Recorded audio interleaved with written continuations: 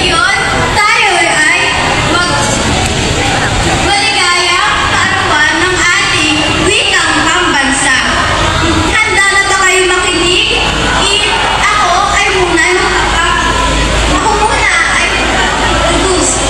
Ako si Angel Blue Chevrolet A. Huelva. Mula sa pangkat Ampere. Ang lihim na panata. Noong unang panahon sa isang baybayin. Sa baybayin ng Maynila, naninirahan si Amihan, isang dalagang may pusong makabayan. Mahilig siyang kumanta ng awiting bayan, magkwento ng mga alamat. Mahilig rin siya magtuturo sa mga bata ng kanilang sariling wika. Para sa kanya, ang wikang Tagalog ay kaluluwa ng kanilang pagkatao at kailangan hindi tayo mahiya dito. Ngunit dumating ang mga Kastila, magdala ng krus at espada. Sinikap nilang burahin lahat ng wika, kaugalian ng mga katutubong Pilipino. Nagalit si Amihan sa ginawa nila. Lahat ng tao bawal magsalita ng kanilang sariling wika. Ngayon ba ay isang pwedeng mangyayari sa ating bansa? Hindi! Sinabi ni Amihan sa kanyang mga bata. Isang gabi, habang nakaupo si Amihan sa punong balete, sinabi niya sa kanyang sarili, hindi mawawala ang ating pagkakalanlan kung may isang pusong tumitibok para sa bayan. Kanyang ukol, mananatili ang ating wika, ang ating kultura, ang ating kabayanan sa wikang Pilipino. Tinipon-tipon niya ang mga bata. Tinuruan niya ito ng mga katutubong tula ng kanilang wika, ng alamat at awiting bayan. Kaya natin to. Kaya natin malaban ang mga Kastila. Sabi niya sa mga bata. Ngunit, bagamat ilang taon ang nakalipas, patuloy pa rin ang pagsakop ng Kastila at ang pangako ni Amihan ay nananatili. Pinangako niya to para sa puso ng kanyang bayan at hindi niya to kailangan maiwala. Ang simpleng salita na, mahal kita, bayan ko, ay naging sandata laban sa kadiliman.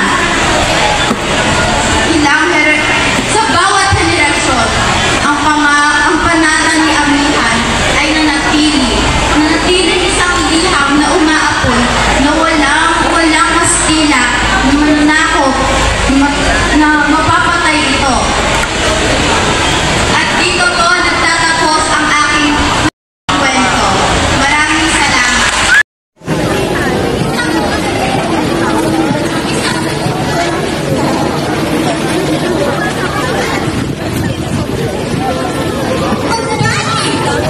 Ngayon, tayo ay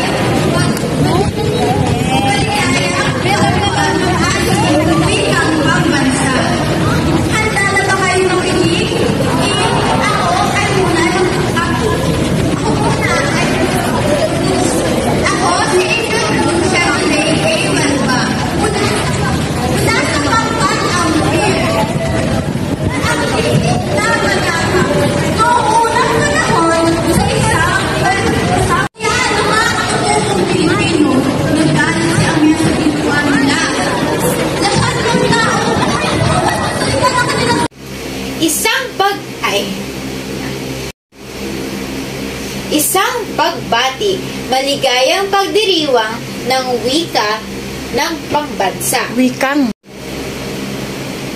Isang pagbati, maligayang pagdiriwang ng wika. Isang pagbati, maligayang pagdiriwang ng wikang pambansa. Ako po si Angel Blue Chevrolet A. Huelva mula sa pangkat Ampere.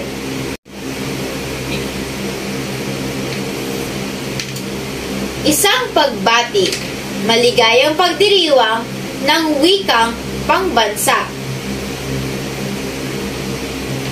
Ako po si Angel Blue Chevrolet A. Huelva mula sa pangkat Ampere.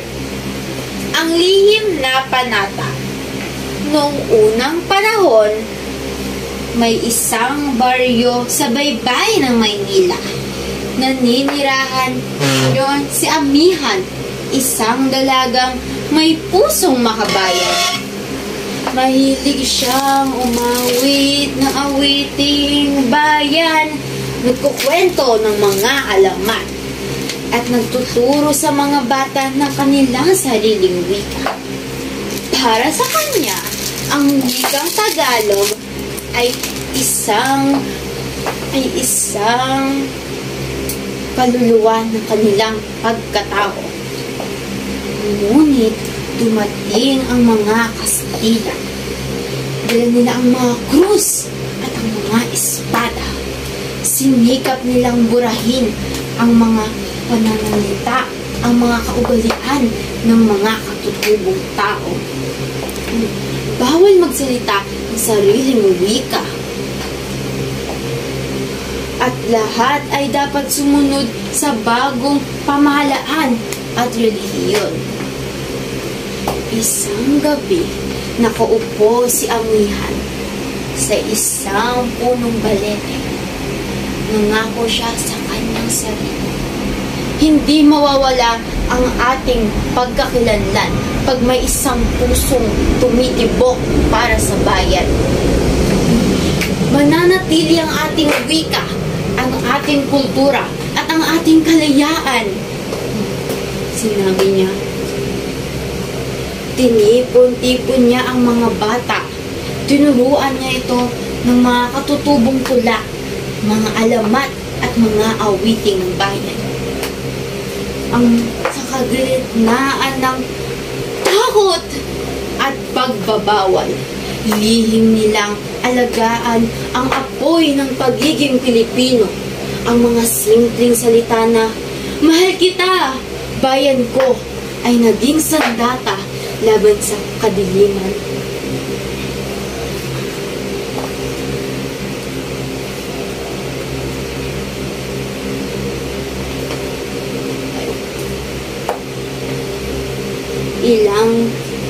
Isang taon ang lumipas, bagamat tuloy-tuloy ang pananakop ng mga Kastila. Ang salita ni Amihan ay naging paalala na ang totoong kayamanan ng tao ay hindi ginto o pilak, kung hindi ang wika at kultura ng yumayakap sa pagkatao. At sa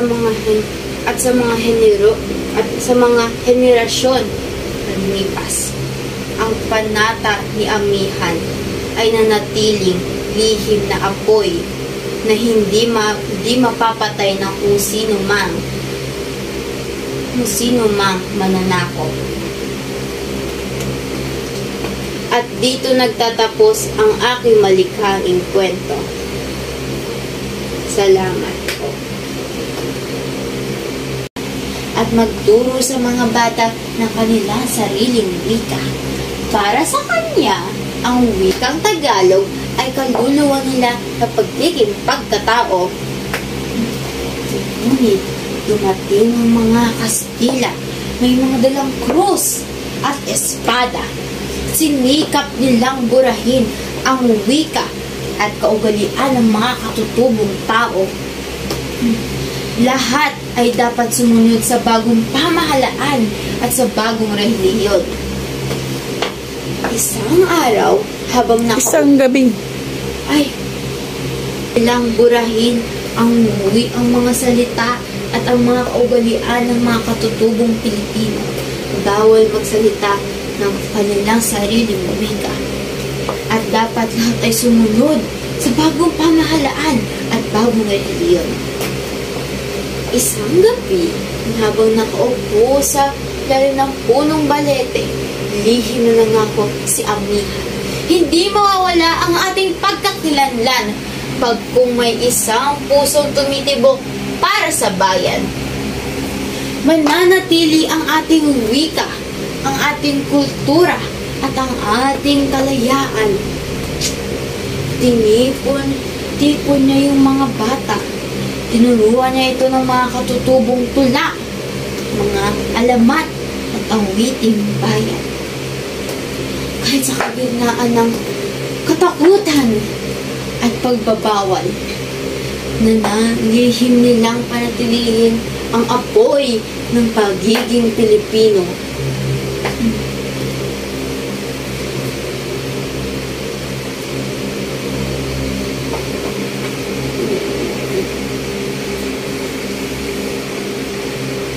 Ang simple mga salita.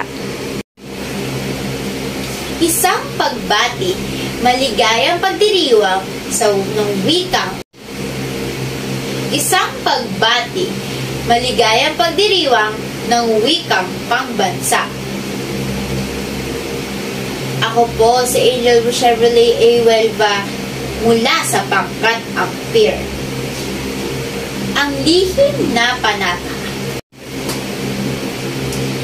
Isang pagbati, maligayang pagdiriwang ng wikang pangbansa. Ako po si Angel Chevrolet A. Huelva mula sa pangkat Ampere.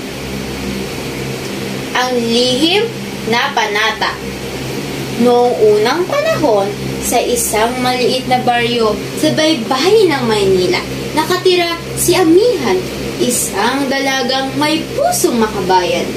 Mahilig siya umawit ng awiting bayan, nagkukwento ng mga alamat, nagtuturo sa mga bata ng kanilang sariling wika. Para sa kanya, ang wikang Tagalog ay kaluluwa na ng pagiging pagkatao. Ngunit, dumating ang mga Kastila, may mga dalang krus at espada. Sinikap nilang burahin lahat ng pagsasalita at kaugalian ng mga katutubo.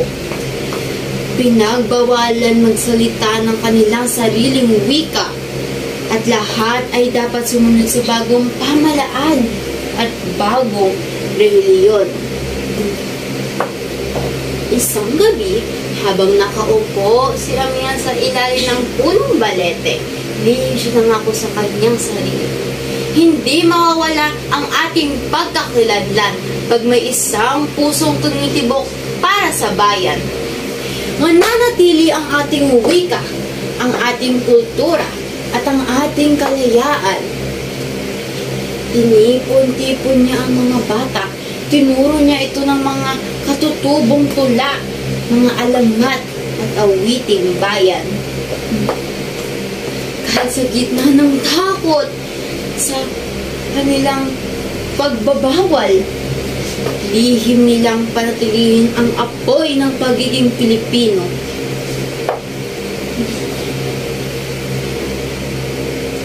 Ang mga simpleng salita na, "Mahal kita, bayan ko," ay naging sandata laban sa kadiliman. Ilang taon na lumipas, bagamat patuloy ang pananakop, ang tini ni Amihan ay naging paalala na ang kayamanan ng isang tao ay hindi ginto o pila, kung hindi ang wika at kultura na yumayakap na buwabala sa kanilang pagkatao. At sa bawat henerasyon, ang panata ni Amihan ay nanatili na lihim na apoy na hindi man mapapatay ng kung sino mang mga mananakop. At doon po nagtatapos ang aking malikhaing pagkukwento. Maraming salamat po.